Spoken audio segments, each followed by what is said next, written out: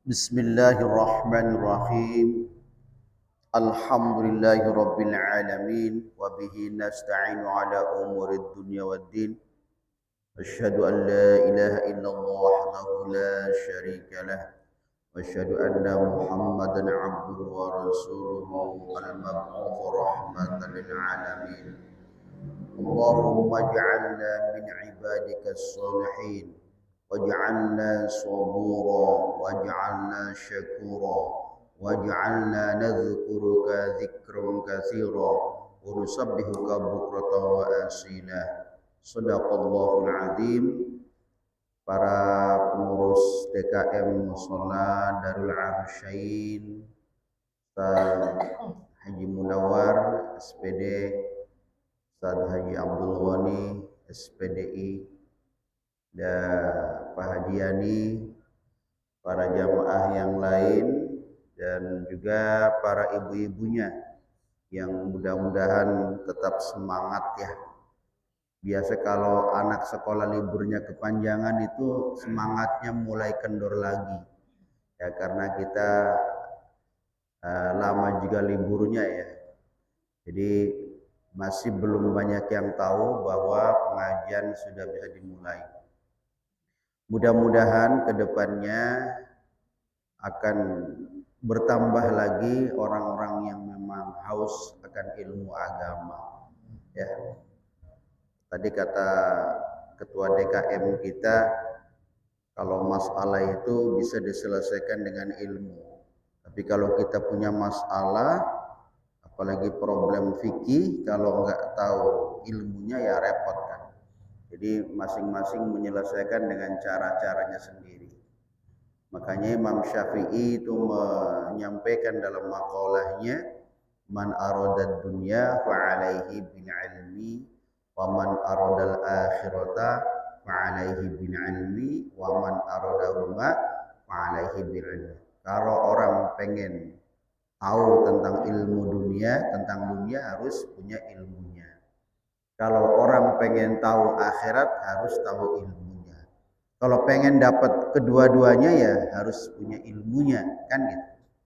Karena ilmu itu adalah sebuah anugerah dari Allah Subhanahu wa taala untuk mengangkat derajat umat manusia.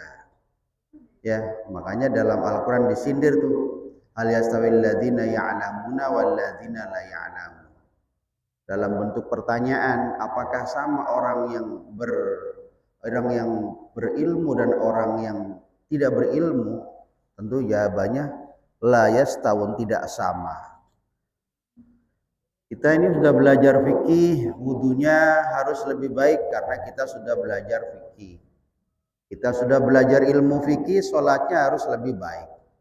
Karena pada intinya, pada akhirnya ilmu pengetahuan itu adalah untuk mendekatkan diri kepada Allah, bukan untuk sombong-sombongan, bukan untuk pamer, pamor, bukan, tapi untuk mendekatkan diri kepada Allah. Itu tujuan akhir dari kita belajar ilmu. Kalau ada orang pintar tapi semakin jauh dari Allah, berarti itu dia orang yang tidak bermanfaat ilmunya. Ya, tuh. Kenapa kita belajar ilmu fikih? Ya, karena memang ada hadis Nabi yang mengatakan, ya kan? Atau dalam Al-Qur'an, dalam hadis Nabi berbunyi, mayyuridillahu bi khairan yufaqihu fid din. Siapa yang dikehendaki menjadi orang baik oleh Allah, maka dia dipahamkan dalam hal ilmu fikih. Ya. Kenapa? Ya karena memang kalau kita pengen dekat dengan Allah, ya harus belajar ilmu fikih. Di antaranya apa? Ilmu fikih itu mengajarkan kepada kita bagaimana cara mendekatkan diri kepada Allah dengan cara yang baik. Maka harus tahu syarat dan rukunnya. Ya kan gitu. Wa kullu man bi ghairi ilmin ya'malu a'maluhu mardudatun la tuqbalu, kata Ibnu Ruslan. Kalau orang berbuat, beramal, beribadah tapi nggak tahu caranya, ilmu itu cara, maka sudah jungkir balik, dia sholat, dia wudhu tapi ditolak mardudatun.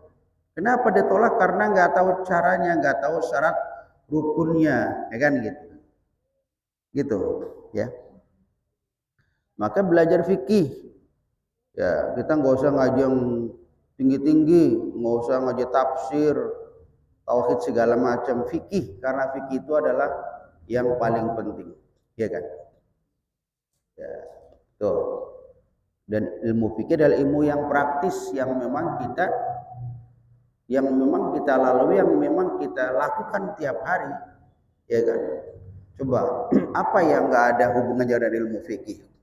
Kita mau ke pasar, kita berdagang, hubungannya dengan ilmu fikih. Bagaimana cara berdagang yang baik? Kita mau mandi, hubungannya dengan ilmu fikih. Bagaimana cara niat mandi yang benar? Coba, ya kan? Kita mau korban, bentar lagi. Ya, hubungannya dengan ilmu fikih. Bagaimana cara kurban yang benar? Bagaimana cara menentukan hewan kurban? Bagaimana cara memotongnya? Ya kan? Apalagi coba, kita mau kerja, hubungannya dengan ilmu fikih. Kerjaan kita halal apa enggak? Hubungannya dengan ilmu fikih. Coba, apa yang enggak ada hubungan dengan ilmu fikih? Ya. Apalagi kita mau sholat, ya pasti hubungannya dengan ilmu fikih. Kita mau wudu, hubungannya dengan ilmu fikih. Kita mau kencing, hubungannya dengan ilmu fikih. Tidak ada ilmu, tidak ada suatu perbuatan yang tidak ada hubungannya dengan ilmu fikih. Masih banyak lagi, ya. Jadi Rasulullah itu mengajarkan ilmu fikih, walaupun zaman Nabi bukan disebut ilmu fikih, tapi praktiknya adalah ilmu fikih. Nabi mengajarkan cara wudhu, Nabi mengajarkan cara sholat, sehingga Nabi mengeluarkan hadis, "Shallu kama ra'aitumuni usolli sholatlah," seperti kalian melihat aku sholat. Ya kan? Oke.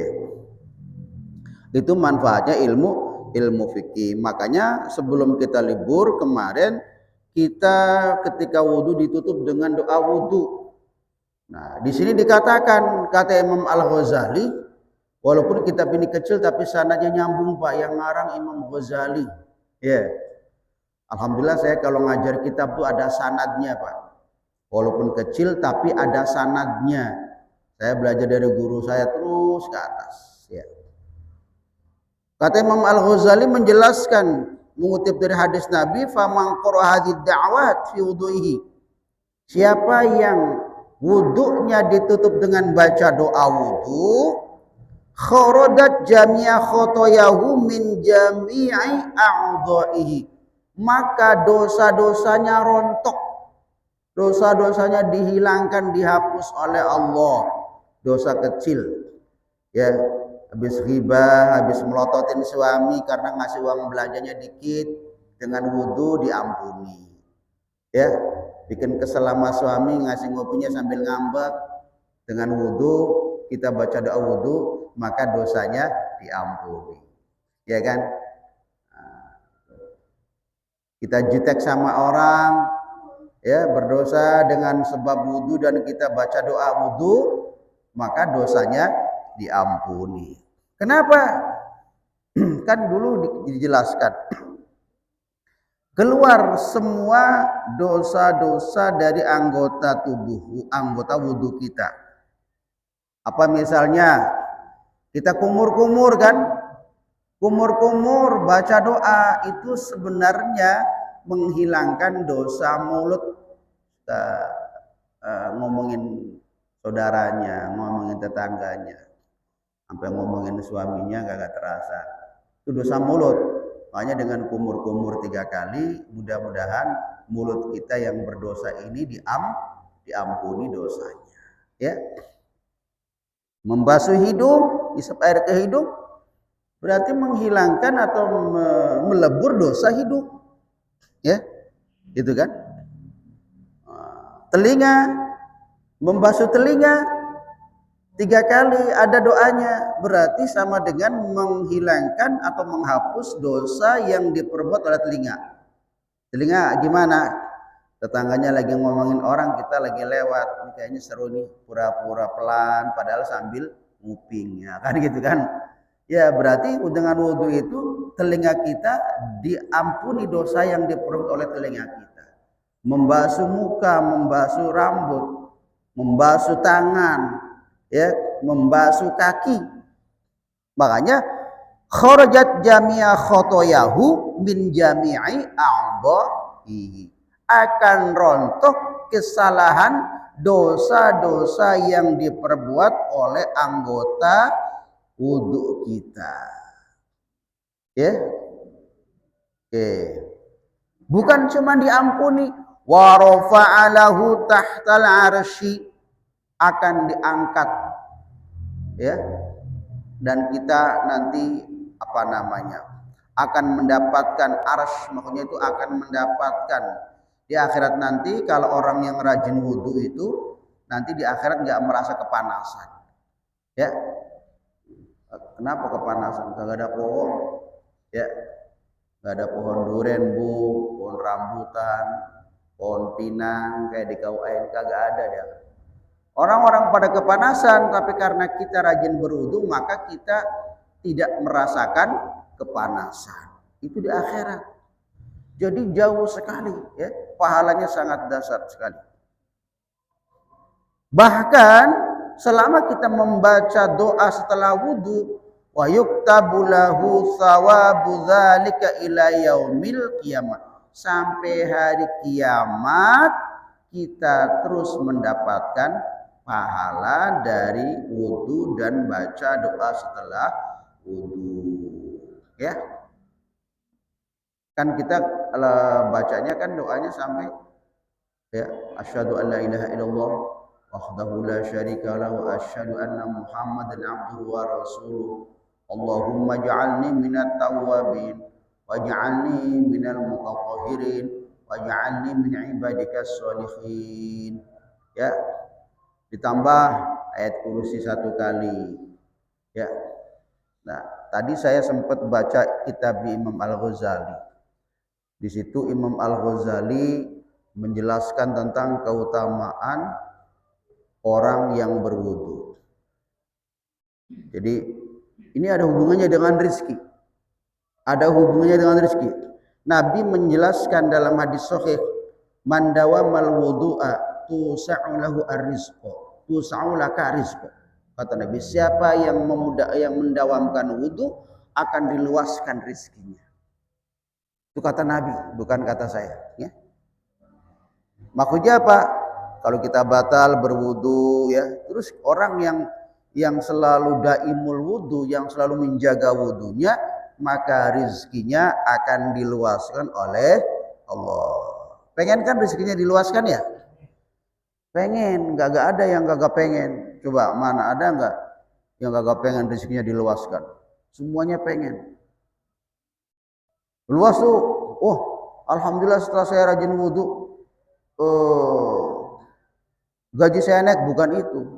Diberkahi oleh Allah walaupun kita hanya kayak Ustaz Munawar, Ustaz Ghani hanya ASN, staf ini ya anaknya bisa kebiayaan semuanya kan gitu. Segala dicukupkan oleh Allah.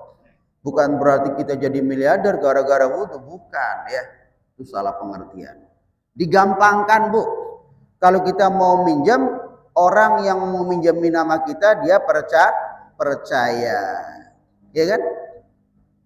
Itu yang dimaksud. Bukan berarti tiba-tiba rekening gendut, oh bertambah Ustaz Munawar. Jadi kok ada 100 juta nih gara-gara wudu, bukan itu, ya kan. Nah, itu kata Nabi. Siapa yang mengistiqomahkan wudu akan diluaskan rezekinya oleh Allah. Tadi saya baca hadisnya. Ya. Oke. Kalau kita mau tambah lagi, ditutup dengan ayat kursi. Sehingga kata Nabi, siapa yang setelah baca doa wudu ditutup dengan ayat kursi, maka akan dimudahkan urusan dunia dan akhiratnya. Ayat kursi itu ayat yang paling agung, ya. Bahkan tadi ditambah lagi kalau kita masih kuat nih, kalau kita memang bisa, disunahkan baca surat Al-Qadar. Kata Nabi, siapa yang membaca surat Al-Qadar setelah wudu, fahuwa min diwanis syuhada. Siapa yang membaca surat Al-Qadar setelah wudu, maka ditulis pahalanya sama dengan orang mati syahid. Tuh, ya kan? Kalau 1 kali, kalau 2 kali sampai 3 kali, kata Nabi, yukhsyaru yaumal qiyamati ya yukhsyaru ma'al anbiya. Kalau kita habis wudu setelah baca tadi Allahumma ja'alni minat tawabin wa ja'alni min ibadika sunnah wa ja'alni minal mutatahhirin wa ja'alni min ibadika sholihin, ditambah baca surat Al-Qadar 3 kali, apa kata Nabi? Nanti di akhirat akan dikumpulkan bersama para nabi. Pengen enggak sih kumpul bareng nabi? Pengen. Berarti apa? Kalau kita dikumpulkan bareng dengan para nabi, berarti kita mendapatkan syafaat dari para nabi. Bukan hanya Nabi Muhammad, anbiya menggunakan kalimat jamak. Itu pahalanya kalau kita setelah wudu ditutup dengan baca surat Al-Qadar. Kalau enggak 3 kali, 1 kali. Ada ya, kalau pengen tahu ya buka aja kitabnya Imam Al-Ghazali. Ya. Situ ada. Oke. Jadi tidak mungkin kalau Nabi Muhammad itu membohongi kita. Apa iya ya? Kan muncul. Apa iya sih gitu. Kalau kita rajin berwudu, istiqomah wudu, kita dimudahkan rezekinya. Lah Nabi yang ngomong masih dibilang apa iya, ya kan? Kalau solihin yang ngomong boleh kagak percaya, ya kan? Nabi yang ngomong, emang Nabi pernah bohong? Kagak pernah, walaupun sekali. Kalau kita udah kagak percaya sama Nabi, kita mau percaya sama siapa lagi, ya kan? Kalau suami kita boleh kagak percaya bu ya, tapi kalau Nabi wajib percaya. Kenapa? Karena Nabi punya sifat sidik, amanah, tabligh, fatwa. Itu kata Nabi. Semuanya ada hadisnya. Bahkan kalau kata guru saya, beliau mengatakan begini, kalau kamu pengen cepet hafal, pengen cerdas, rajin berwudu. Wudu itu bisa mencerdaskan otak. Ya, anak kita bebel bu, matematik nilainya merah melulu. Ya, suruh rajin berwudu, sebelum belajar tuh suruh wudu dulu. Mau menghafal Al-Quran, wudu. Ya, encer banget orang-orang hafal Al-Quran itu rahasianya menjaga wudu, makanya menghafalnya cepet hafal dan juga nggak cepet lupa. Beda sama kita ya Ustaz Munawar, kalau kita susah hafalnya, gampang lupa. Nah kan gitu. Kalau kita nih, ya makanya coba dengan cara, dan wudu itu banyak sekali manfaatnya. Salah satu manfaatnya ya di antara sekian banyak keutamaan wudu, siapa yang istiqomah berwudu, insya Allah dijauhkan dari penyakit pikun. Ya, pikun. Pikun itu kalau kata orang Jawa Pak, orang linglung. Ya. Jadi kalau orang pikun itu kurang wudu, kurang ibadah. Ya. Dijauhkan dari penyakit pikun nih, bagi yang mohon maaf ya, yang 60 tahun ke atas, banyak yang wudu dah. Biar kagak pikun. Itu. Jadi keutamaan itu banyak sekali, ya. Jadi jangan dikira wudu itu enggak ada khasiatnya, ya. Nah. Iya, kalau wudunya, makanya kalau kita sudah tahu cara-cara wudu jangan asal-asalan, ya kan? Asalan apa? Asal cepek udah gitu kan? Kayak wudunya anak TK, cepek udah. Itu namanya bukan wudu, namanya cuci muka, ya kan? Cuci muka. Kalau wudunya sesuai aturan, insya Allah banyak manfaatnya. Tuh ya. Jadi banyak sekali. Jadi tadi saya juga ya tadi, makanya saya bilang luar biasa manfaat wudu ya. Oke. Sehingga dalam hadis yang lain, wa fil khabari anna man dzakarallaha inda wuduhi taharallahu jasadahu kullahu. Dalam hadis yang lain Nabi bersabda, siapa yang ingat Allah membaca doa ketika wudu, Allah akan sucikan jasadnya, ya, kullahu, semua. dosanya diampun, dosa tangan, dosa telinga, dosa hidung, dosa kaki itu diampuni dosanya. Wa man lam yadhkur Allah, dan siapa yang berwudu tapi enggak baca doa, lam yathhar minhu, maka tidak dianggap suci. Ya, kecuali dapatnya hanya illa ma asobahul ma, kecuali dapatnya basah-basahan doang. Ya, tuh. Jadi dosanya kagak diampuni kalau wudunya asal-asalan. Ya. Oke. Apalagi cirat-ciratan ya kan. Ya. Mudah-mudahan setelah kita tahu tentang fikih wudu, lebih baik lagi memperbaiki wudu kita. Ya, itu luar biasa. Oke, baik.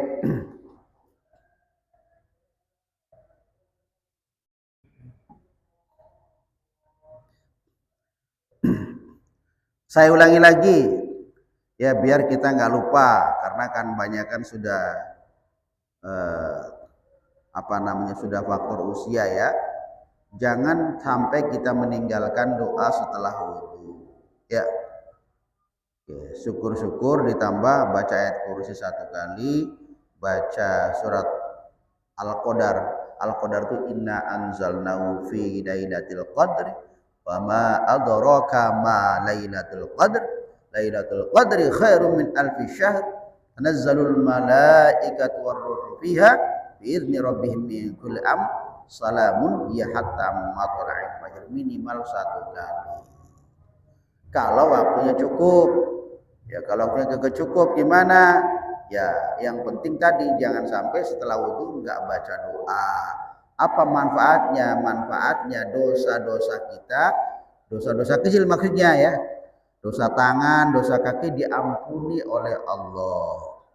Yang kedua, ya, syukur-syukur kita bisa baca ayat kursi dan baca Al-Qadar. Nanti di akhirat dikumpulkan bersama para nabi. Yang ketiga, akan dimudahkan jalan rezekinya. Ya, kenapa begini? Kenapa demikian? Karena apa? Doa yang kita baca setelah wudu itu mustajab. Termasuk waktu mustajab adalah berdoa setelah wudu. Jadi kalau habis itu jangan diajak ngobrol. Ya, jangan ngobrol dulu sebelum baca doa wudu. Ya. Nanti dulu ditahan dulu, sepaling lama ya 1-2 menit ya. Gitu. Bagi yang tahu manfaatnya, ya. Waktu mustajab. Kenapa setelah wudu disebut waktu mustajab? Karena badan kita suci. Ya. Orang kalau badannya suci, tidak punya najis, tidak punya hadas maksudnya, maka doanya mustajab. Doanya menghadap kemana? Menghadap kiblat, ya. Menghadap kiblat tuh. Ya. Oke. Waktu mustajab. Daripada ngomel-ngomel suami, berantem mulu habis wudu, didoain, ya Allah, semoga suami saya rajin sholat ya. Ditambang, boleh nggak pakai bahasa kita? Boleh. Kalau kagak bisa bahasa Arabnya boleh pakai bahasa kita, boleh. Karena Allah paham dengan seluruh bahasa manusia, ya.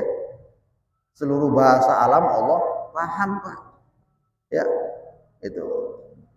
Oke, nah ini jarang orang yang tahu, ya. Seakan-akan habis wudu itu biasa, padahal disitulah waktu mustajab. Mau minta apa kita? Ya kan? Oke. Di samping setelah kita sholat berjamaah itu juga disebut waktu mustajab. Waktu mustajab itu waktu yang dijabah. Allah mengabulkan, Allah menjawab doa-doa kita. Ya. Jadi mulai sekarang coba dipraktekkan nanti nih sebelum sholat isya kita pada wudu. Walaupun kita wudunya misalnya gini, Pak Ustadz, bagaimana kalau saya wudu tapi karena nggak waktu sholat, wudu aja, ya sama. Baik kita wudu karena mau sholat atau kita wudhu, ya tadi menjaga wudhu, tetap doanya mustajab.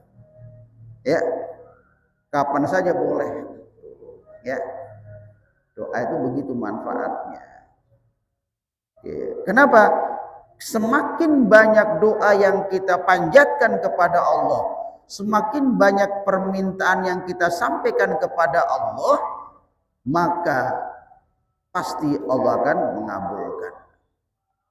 Minimal kalau kita sehari 25 kali berdoa sama Allah, minimal separuhnya dikabulkan. Ya kan? Orang kagak pernah doa, pengen macam-macam doa aja kagak pernah. Aneh kan? Kagak pernah doa, pengen kaya, pengen sukses, doa kagak pernah. Sholat apalagi, wudhu kagak pernah. Jangan berharap disukseskan oleh Allah kalau kita kurang berdoa. Ya. Oke, nah di sini, nah ya syaratnya apa? Ini kan yang paling penting kan syaratnya. Syaratnya harus ya yakin, ya. Yakin apa? Yakin Allah akan mengabulkan doa kita. Allah, saya pengen laris dagangan saya, Allah. Itu juga kalau engkau berkenan ya Allah. Enggak boleh ada kata-kata begitu. Ya Allah, Kaulah yang maha mengabulkan doa-doaku. Ya Allah, lariskan daganganku. Begitu. Ya. Ya Allah, kali aja pakai ya Allah kali aja hari ini laku semua ada. Kali aja. Kalau ngomong sama manusia boleh pakai kali. Kalau minta sama jangan pakai kali. Ya Allah, kali aja laku kali ya. Nah, pakai kali itu meragukan gitu kan. Kalau ngomong sama teman kita nggak apa-apa, kali aja lu mau beli dagangan gua, ya kan? Masih banyak dagangan gua, dari pagi gak ada yang beli, gemblong masih pada itu. Nah, kalau ngomong sama manusia pakai kali nggak apa-apa, tapi kalau minta sama Allah nggak boleh pakai bahasa meragukan. Kenapa? Karena Allah tergantung keyakinan kita. Inna apa ana inda dzanni abdi. Berapa menit lagi, Ustaz? Ya. Paham ya? Tuh, nggak boleh tuh. Ya Allah, kali aja laku semua. Nah, nggak boleh tuh. Hilangkan kebiasaan itu ya. Walaupun saya menunggu dagangan, ya. Kebanyakan orang sekarang saat menawar, nungguin dagangan tuh bukan berzikir, main game. Oh. Ya, nungguin dagangan, main game. Wah, kan gitu kan? Kalau nggak main game apa lagi tuh? Boleh sih itu. Kalau saya mah kan kita harus ada kekhawatiran gitu kan. Ya minimal bukannya dilarang sih, minimal buka warung baca doa dulu mohon sama Allah. Ya. Jual apa nasi bakar nih ya, Masolihin ya. Salat duha, bininya tolong tungguin dulu ya, gua mau salat duha kamu sholat. Ya kan 4 rakaat habis salat duha. Tungguin dagangan lagi gantian sama bininya. Sekarang giliran lu salat duha dah gitu. Nah, kan gitu. Ya. Itu dekat musholanya. Ya bukannya dilarang sih gitu. Main game boleh, cuman jangan sampai kelupaan berdoa Pak. Akhirnya kagak laku-laku, yang disalahin warung tetangganya. Jangan-jangan yang paling pojokan pakai ini kali ya. Nah, nyalain orang mulai dah gitu kan. Soalnya gua lihat tuh orang pada belanja ke sono semuanya. Jangan-jangan main dukun nih gitu kan. Dia yang disalahin tetangga kita yang jualannya laku. Padahal kitanya kurang berdoa. Mulai cari-cari tuh, itu sono kemarin habis kemana? Wah, mulai kan habis ke Sukabumi atau habis ke Banten ya kan? Nah begitu orang pergi kemana dicurigai, ya kan? Nggak usah nyalain tetangga, ya. Nah ini kan penyakit kita tuh begitu, mulai penyakit hasud, ya, penyakit. Jadi memang mohon maaf nih, ustadz yang musuhnya sesama ustadz lagi, kiai sama kiai lagi, ya kan? Pegawai sama pegawai lagi, pejabat sama pejabat lagi, pedagang musuhnya sama pedagang lagi. Emang begitu, ya. Kalau bisa mah jangan dah, ya. Kagak enak musuhan itu kan. Nah, jadi kita lebih baik kita husnudzon sama Allah saja. Kita punya Allah. Dukun kayak apapun manjurnya kalah sama Allah.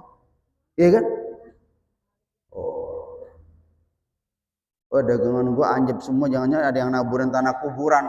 Tanah kuburan disalahin. Baca ayat kursi, Bu. Nongkrongin warung. Tanah kuburan ada jin mental semua dengan ayat kursi. Ya. Kan gitu. Ada garam, ada yang naburin garam kali ya. Nah, garam dia sendiri jatuh padahal. Pantesan kagak laku-laku nih, ada yang naburin garam. Masya Allah. Padahal garam dia sendiri yang jatuh. Nah, ini penyakit-penyakit pedagang. Kalau kita masih pikirannya model begini, saling iri, saling hasut, kagak bakal maju, gak bakal maju-maju. Umat Islam kapan kita umat Islam majunya? Kalau masih mikirin begini dan begitu. Ya, kesimpulannya apa? Ya doa sama Allah, gitu kan. Gitu loh ya. Nah, habis wudhu doa, Allah semoga hari ini engkau lariskan daganganku, karena engkaulah yang bisa melariskan doaku, yang bisa melariskan dagangan. Ya kan? Oh, akhirnya Allah mengatur pintu hatinya. Ya, kualitas kita jaga, rasa kita jaga, rapi, bersih, kita berdoa, ya kan? Enak orang beli. Ya, pas mau beli warung kita lalat banyak banget.